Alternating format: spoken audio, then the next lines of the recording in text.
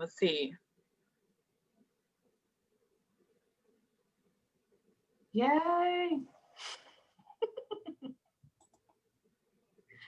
All right. I think it is happening. Yes, it says we're live on Facebook. Okay. Welcome, everyone. Hello, Feminine CEOs. It's Jessica Riverson here, and I have the amazing Essence Turner. Hello.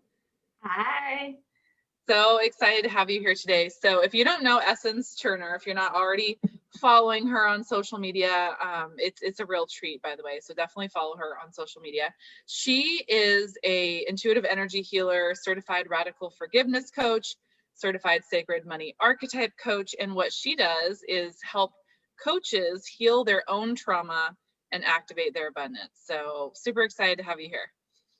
Yay, thanks for having me. Yeah, you look beautiful and love you in the red lipstick and pink. I see the pink in your office and you're on brand. Love it. Thank you. We have a juicy conversation, and so I'm really grateful that you're here. Some of you know in the group that we are in the middle of opening up spots for Attract Your Soul Tribe, and so Essence is a graduate of that program. And then she was also in my academy. So we've known each other for 2 or 3 years.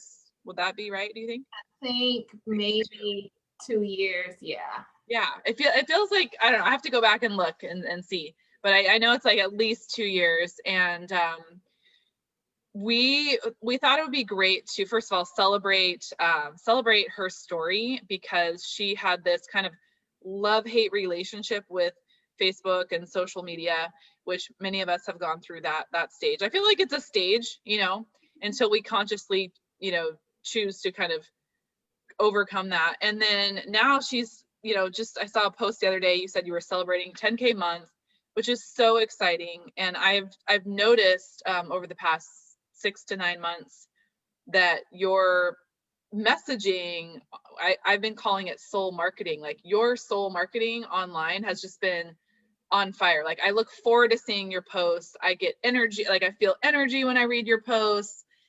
It just always feels like, wow, like it just aligned and just on point. So I reached out to you and said, like, can we talk about your journey so that other women can learn, the ups and downs? Because I think we're always like, oh, 10K month, yeah, but what was the path to where this is now a reality? So if you want to just share kind of like, I don't know, when we first met up until taking AYST, like how you felt about social media, how you showed up on social media, like were you getting clients from social media at first? What was going on? Okay, so I think I first found you maybe in, I think like 2017. I saw one of your Facebook ad for, I think, like Scale Like a Feminine CEO. Yeah, Scale Like a Feminine CEO. Wow, yeah. Good memory. So I loved your webinar, and then so I started following you, and then I saw you and your daughter, and I'm just like, oh, she just seems so interesting. And so I became obsessed with you. Like watching all your videos. I didn't know you were binge watching my videos. I bet people are binge watching all your videos now. I'm like binge reading your posts now, so I know the feeling when you are just like feel that spark, right? Yes. And so I turned some people on. I'm like, you gotta follow Jessica Riverson. And yeah, so that started. So I think I followed you for like a year before I joined the academy. Yeah, and can we just highlight that? So anyone here that feels like, oh, people, does anyone want what I offer? She followed my stuff for a year. Yeah. I mean, we have to remember that. We have to remember that. I go through the same thing where I put something out there and I'm like, I don't know, I feel like nobody responded, and like, but we have to remember, like, people are always watching and being impacted. So I think that's really important. Like it was a whole year. Exactly. Yeah. And I loved your lives. Like you'll be in the car or you're out somewhere. I'm in the TJ Maxx parking lot. Yeah. You know me well. You know me well.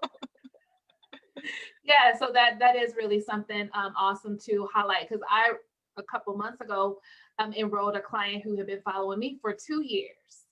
See? Yeah, It's we even had a amazing.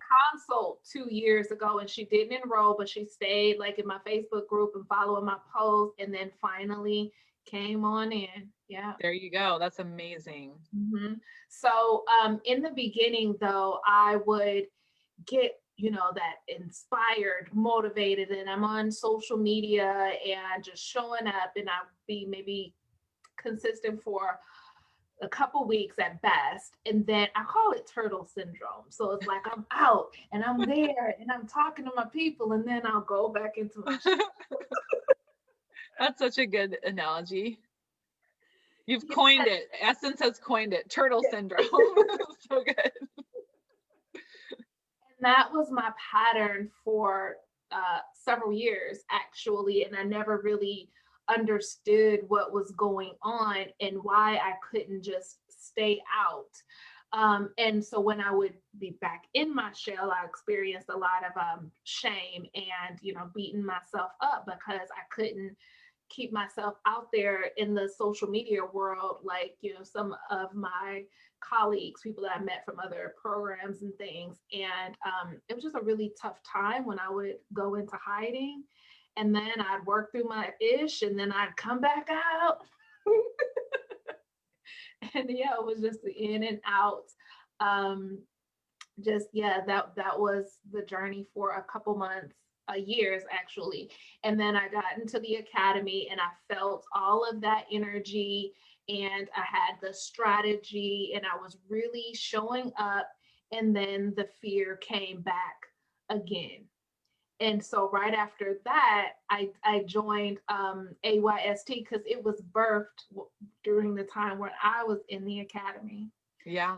Yeah. Yeah, and so I did my first round, and that was amazing, just having more people in that energy of it all being about being on social media. So then that really did help, but then something happened inside of me again, and I've come to find out what happened. If you want to share. Yeah. I really want everyone to understand what it is, because a lot of people on my webinar from Saturday, they said they were going through the same thing where they would do the turtle syndrome. Like they were all like, yes, yes, yes. So like give us the lowdown on what that is. Okay. Yeah. So for everybody, it may not be this deep. I think some people may, it's just normal sometimes to have fear of being on social media.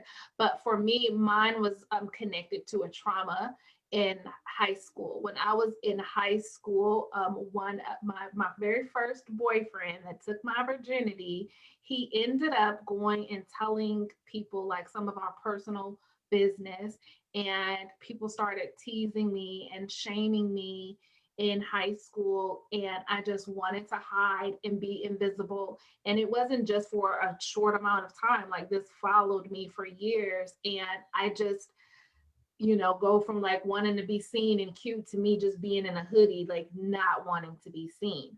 So every time I was showing up to my social media, it's like I'm fighting my inner 15-year-old that's like, I don't effing want anybody to see me. Like, this is not safe to be out here. And there was even a difference with me teaching forgiveness classes in person felt safer than me being online, where like I don't know who's looking at me. I can see who's in the room. Yeah, there's like a lack of control with online. Yeah. Exactly. That's a good point. Yes.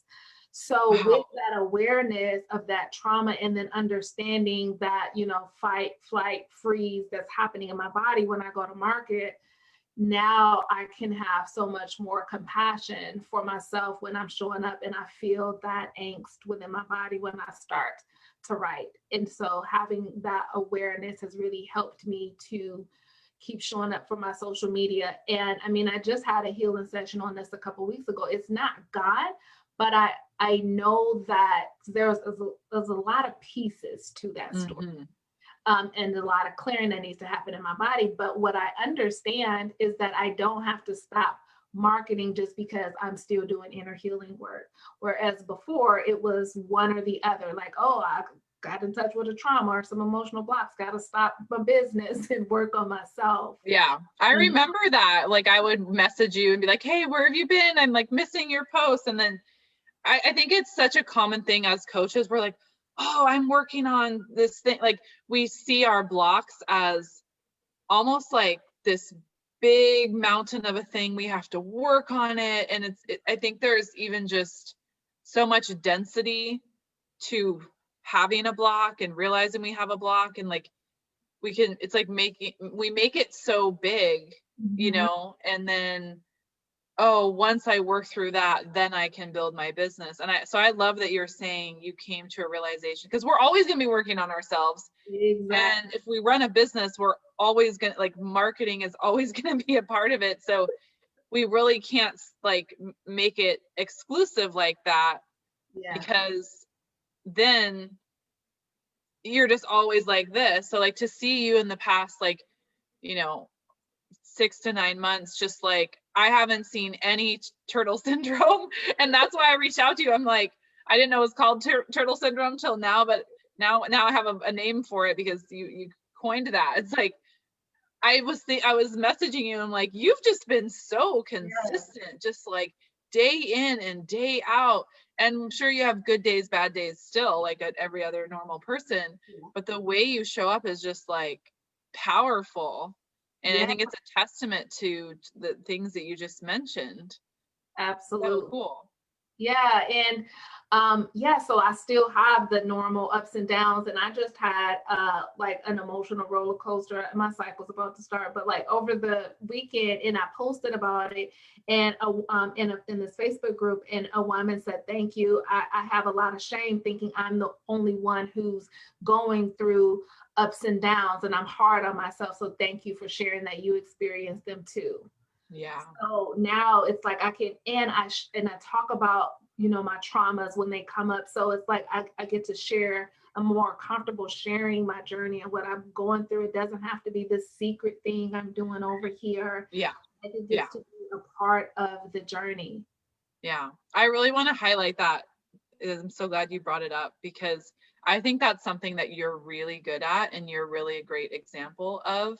Because as coaches, we feel like, I have felt this way before, where you feel like you have to be perfect, or you have to be like so evolved that you have no more shadows and no more blocks, and you have to like kind of be the bigger person, and you know, like, because you're holding space for other people. And you've really been an example of the fact that you can be a amazing coach who holds space for other people, who takes them to their greatness, and you can be someone who's also on a journey, because we all are, and like very elegantly share that journey in a way that has people even like love you more and have even more respect for you because you share your journey, versus someone that's just like, I have it all together. I've already worked through all those things.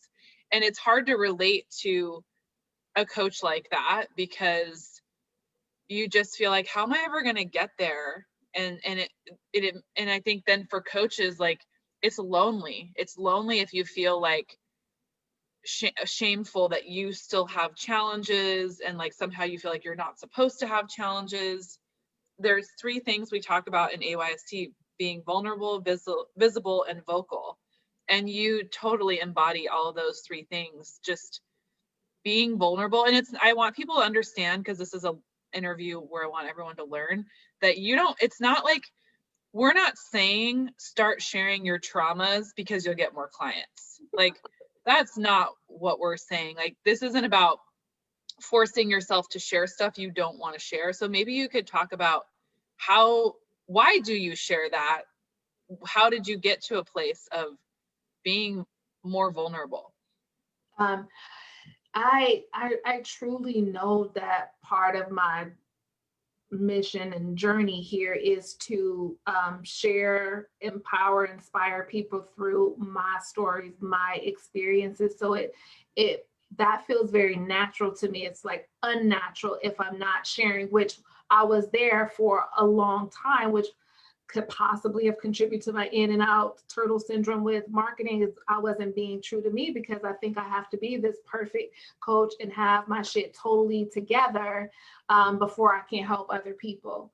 And now that I've just dropped that, it's like, I know that I can help my people, that I hold a powerful space, that I have the tools and skills to help them, but I'm still human, right? And I'm still on the journey, always uncovering things. And I want my people to feel safe with me and to know that I have had these experiences too, where some people may feel more comfortable in therapy, and that's fine. But I want my people to know, like, you're working with somebody who has been where you are. It may not be the exact same thing. I didn't experience my parents get a divorce, but I've been through pain, abandonment, shame, rejection. Like, I get it, and I got you, right? So, yeah, it builds that like know, like, and trust factor.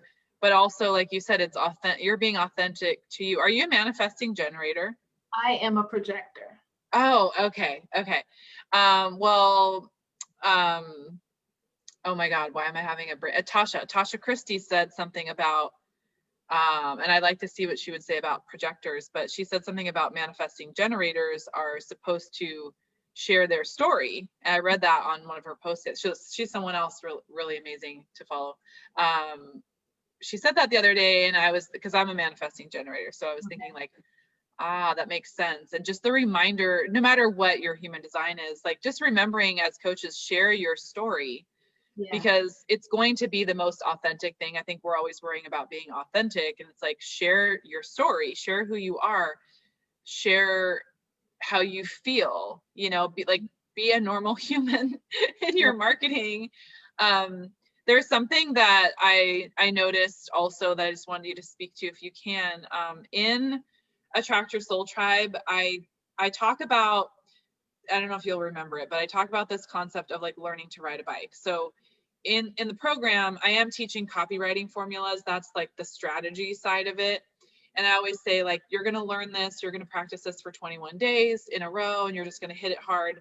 But it's like riding a bike. Once you know how to ride the bike, then you can be like, take your hands off the handlebars and, do all fun tricks and stuff. You can be more intuitive and creative. Right. So I've noticed when I see your posts there, I don't know if you're like meaning to follow the exact formula, but it feels like you learned a lot there and you've just totally made it your own. Like it seems very organic. It doesn't seem like, oh, someone taught her to post that way and she's just like posting this formula. So I'm just curious, do you still use things that you learned, like, or do you feel like my idea is that people would come in the course and they would learn it and it would become a part of them to the point where they don't think about it and they're not like, oh, let me do this because that'll be like it's just sort of like, how to ride a bike now, and so you can just like do different things. And so I'm just curious because like we teach a very specific formula, and it's not like every post of yours is just like that, but your posts are getting you clients and they're very authentic. So maybe you could share about that, because I just want people to understand it. I'm not trying to make everyone look and sound the same. Right. So my most recent round of AYST was in March, which, it wasn't that long ago. So, and I think, honestly, that was maybe my third round. So yeah, I do feel like. I forgot you did 3 rounds. That's great. So yeah, I have gotten a lot of practice on the bike. So I do feel like it's just a part of me, but I can also let myself flow within that structure. So what you teach is like the masculine, and now I have that piece, I have the strategy, but now I can let the feminine flow through that structure and write what feels authentic to me. And I'm not just like thinking about how to do it. It's just something now that's part of me, and it just comes out in that way. Yeah. How are you with calls to action now? Do you feel like it just flows, like you have something you want to say and then like kind of a call to action just flows, or like compared to before, would it be like weird to make a call to action? So yeah, I definitely spent many years when I was coming out on social media not making calls to action. And I love what you created. And I still feel like I go through ebbs and flows of calls to action. Like I'll, have a PS line, right? But I realized that it hadn't been as strong as it could be. And the interesting thing is it related back to another trauma. And these are things we have to ask ourselves questions like, okay, because we'll just say like, oh, I don't like calls to action, or they make me feel uncomfortable. Well, why? Right? Yeah, like what's the big deal? Never really got to it, but they made me feel exposed and vulnerable. And then that led back to, well, why? And I felt like, because then people know I need something. Oh, well, I'm coming from lack if I'm posting because I need something. Yes.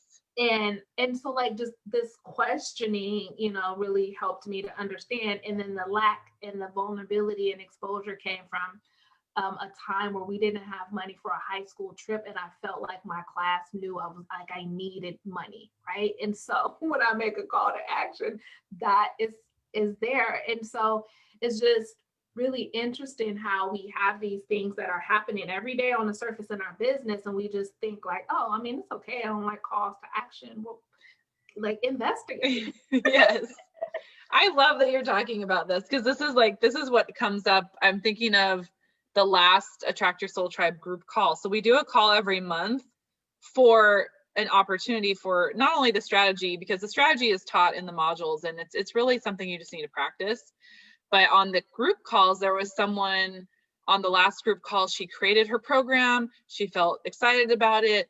Like she was like, but I don't like, she loved her program. It wasn't like anything about her program, but she's like, I don't feel excited about marketing it. I feel like kind of scared about launching this. And as we dug deeper, it related back to something, in her childhood. And once like that was worked through, it was like, oh, okay, now I can just go ahead and launch this thing. And it had to do with a failure. And, we have a lot of meanings around failure. And it's like, well, if I launch this, I might fail. And it's like, welcome to being entrepreneur. Like, you have any things I've done that have like, quote unquote, failed, right? So we had to restructure that word failure, and also see where that led to in childhood, where, sometimes as kids, you have so much pressure to not to fail, and we're punished or judged or shamed for failure, or what's a perceived failure, right? So this is huge, because, like you're coaching coaches now and I'm coaching coaches. It's like,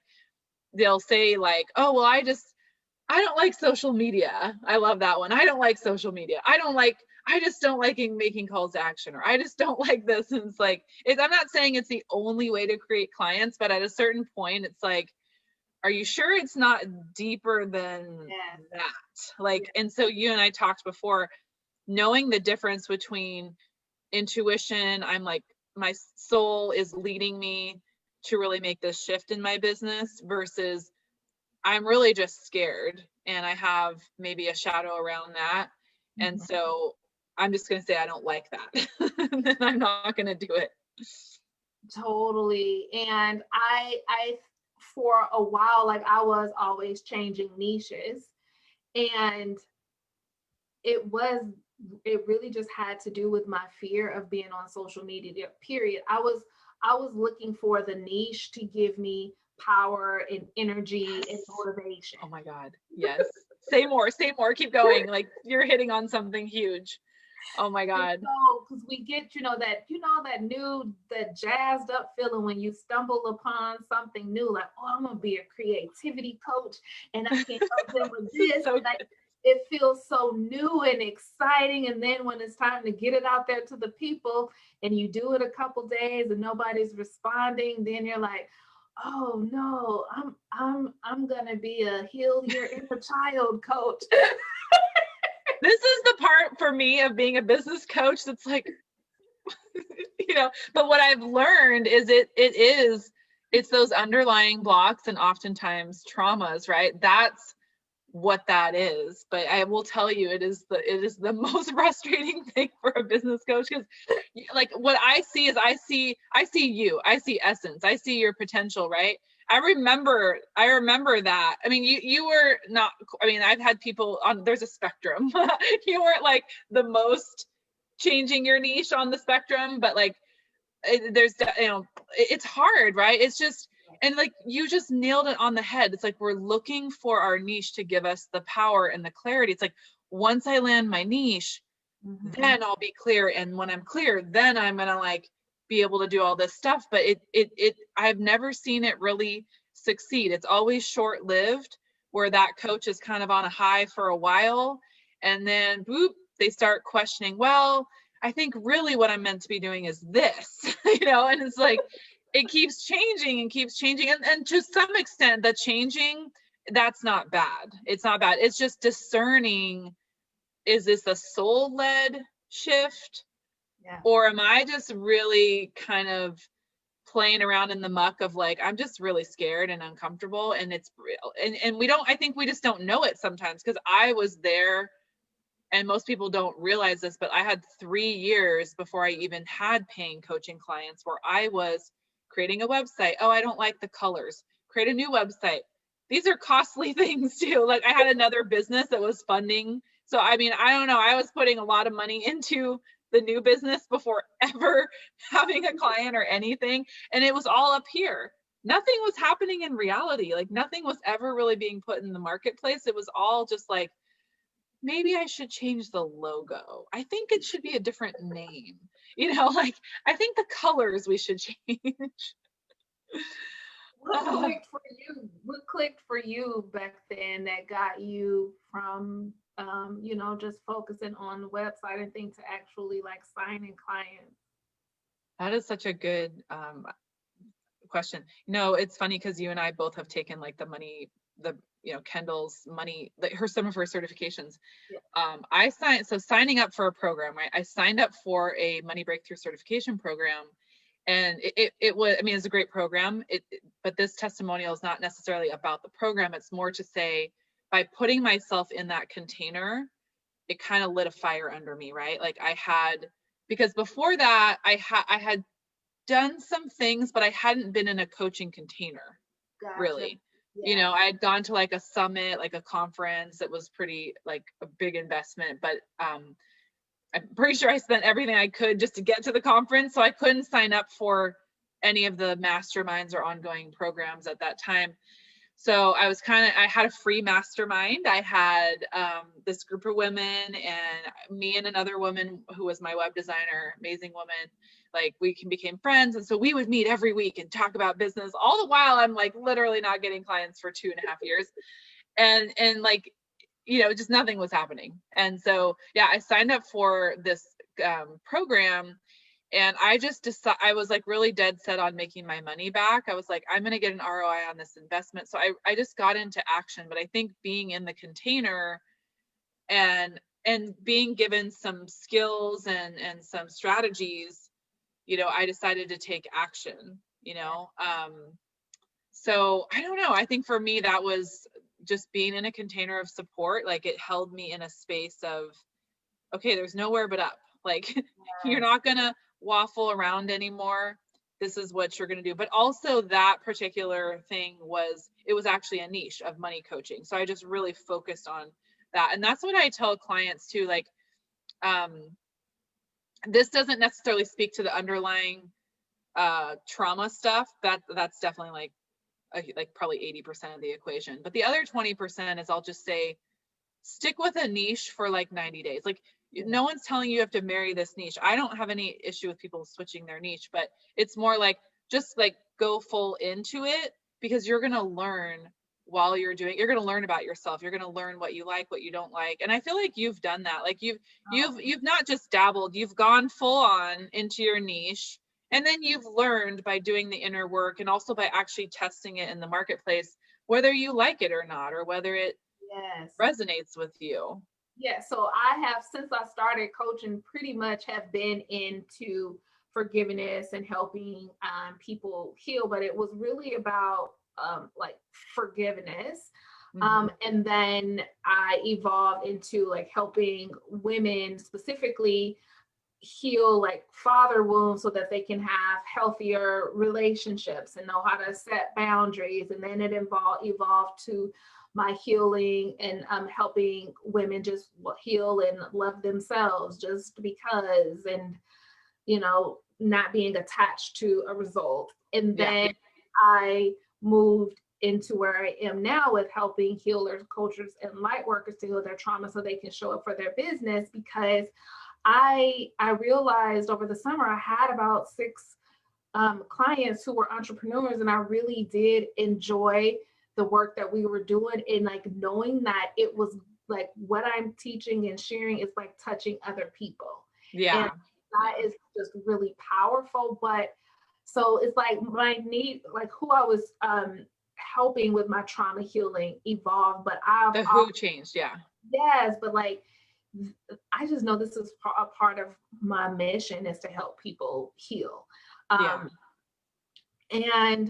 I just want to speak to that piece about listening to doing the 90 days, because if you do commit, and like with my, I had a coach years ago, a one-on-one coach that would say, just date the niche. You don't have to marry it, just date it. Yes. Oh, I love that. And he would say 6 months. I love the 90 days because you can get a lot of feedback in 90 days, and not just about are people buying, but like, how are you feeling selling it? Are you even actually selling it? Right. Yeah. I would say with the 90 days, it has to be full on every day for 90 days. You are speaking the message of this niche. Because I feel like some people are like, well, I've tried that. And I go look at their social media and I'm like, I can't even tell what you do from your Facebook profile, and like now we're in this pandemic, basically online marketing is all that we have. Like this is why I'm like so excited to have people join AYST now, because my state is going into another more of a lockdown. We're kind of in cold season, so for the next few, we're going to be in this cycle for a while longer. So social media is, people say they don't like it, it triggers them. Well, use it wisely. Be a conscious creator through social media. Be a creator, not a consumer. Yes. And like show up and share the message you're meant to share, because your soul group is out there and they're wanting to hear it. And don't let it have power over you. Like social media doesn't have power over us. Right. And when I was in AYST this last time and just getting more curious, okay, why am I having this love-hate relationship with social media?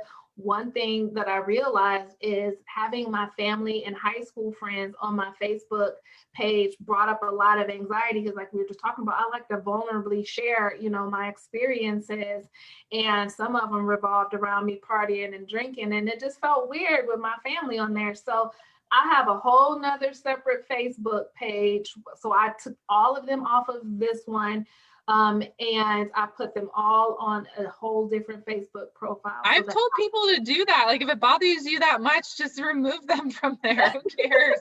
If you're really that close to them, then social media is, like most of all I just use social media for business. I do have some friends and family members on there, but they don't really use Facebook that much. And so I just think like people who are on a text message basis with you that can pick up the phone and call you, like they don't necessarily need to be your social media followers if you're using social media for business. Like, Yes. And so I always had 2. I was in a network marketing thing years ago. And so I had a separate Facebook, trying to build it for that business. Yeah. And then somehow all my family and friends requested me and I let them in. Yeah. So again, just being in that container of AYST and like being committed to my social media for 21 days, I took them off, and things have been flowing consistently this whole time without them there. And that thought of like, are they listening? And they can be on my business page. I have unliked my mom a couple times for my business, and she just keeps coming back. So now I'm like, whatever. Well, yeah. And it's like, it gives you, obviously you can look deeper at those things, but I think it's a practical way for some people. It's just like, just remove them. Like, because you got to think about it. Like, you have a message for a specific audience. It may not be your family or your friends. And that's the whole point. Like, you know, aside from going deeper and going, oh, like, why does that trigger me? Whatever. And that's a great path to go down. But in the meantime, like, they don't need to be on there, because they're not, like, your social media is for your soulmate clients. Mm-hmm. And if they're not a potential client, then they can be on a different, you can have a different profile. So I agree with that completely. I want to just, before we wrap up, see if we have any questions or comments, like, for Essence, or just like if any of you are relating to this. Oh yeah, we had some people. I saw people watching. Okay, cool. If you're here with us, let us know. And if you have any questions or comments, if you relate, let us know. So what would you say for anyone looking to, let me back up, hold on.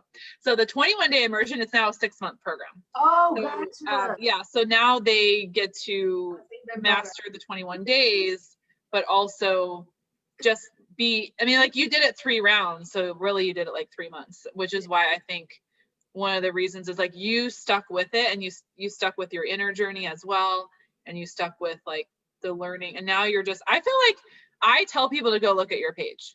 You're like one of the examples. You're like, it's like, you should be doing what Essence is doing. Like, this is the embodiment of what I am teaching here. This is like the ultimate result. Like, you're one of the poster children for this program. Yeah, because you really embody everything that I am teaching about in the program. So what would you say to someone wanting to, or thinking about getting into the AYST membership? What is your advice if, like, they're kind of thinking about it? Being in a container is so powerful. It's because social media itself can just be like, it's triggering, right? It brings up so much for us, and to actually be in a safe space, I think, is really powerful. So if you haven't been consistent, or you want to be more consistent, I think joining AYST is a very powerful container to be in. And you're so generous and giving, and you're very trauma informed too, as far as going deeper with people on the calls. I tell people sometimes about when I was in the academy on one of the calls, and I had some stuff coming up, and we went really deep, and I said something was in my shoulder, and he was like, "What's in my shoulder?" And I was like, "It's a rabbit. It's a rabbit." A rabbit in my shoulder. And it's just, so much happens within our bodies, within our mind, when we're marketing, and you're very well informed on that stuff, and you hold a very powerful space for the masculine and the feminine is one of the things that I love about you. And you have the modules are all there, and that the call to action Bible, like oh yeah, so much from being in that container. And the sisterhood and support is amazing. Especially, I loved when people had fear about doing videos, and then we're like, just post it in here. You know, we help build that person's confidence up first before they go out. Like, it's just a really great space to be in. Thank you so much for sharing that. And tell us where we can find you. And you have a new program, actually. So let's talk about the new program and how they can reach out to you. Okay, yes. So I'm enrolling for the Abundance Activation Academy. It is a one-on-one transformational journey for healers, coaches, light workers, spiritual entrepreneurs.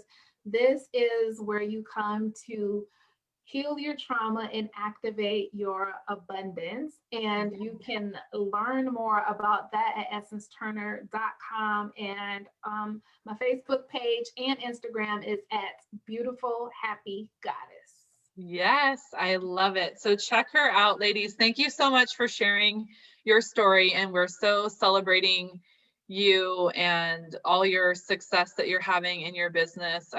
I'm so happy. I hope you know, like, how happy I am for you, and just being in this journey with you the last couple of years, kind of off and on, and when you've been in programs with me, but then just watching you from the sidelines and just seeing what you're creating. And I'm like, yes, I knew she could do it. And like, and it's just the beginning, right? Like, you feel that this is just This is just the beginning. And it's so amazing. You deserve every bit of success that you're having. And I'm just really happy for you. Thank you. And I really appreciate your support along the way. It's really meant a lot. Oh, you're welcome. Okay, well, ladies, you can message me if you want to learn about AYST. There's plenty of posts in this group that give you all the details. Can't wait to see you in that program, and definitely go follow Essence on social media. If you want to see how it's done, go follow Essence Turner. You will just fall in love with her. And thank you again for being here, and I'll see you all soon. Bye, everyone.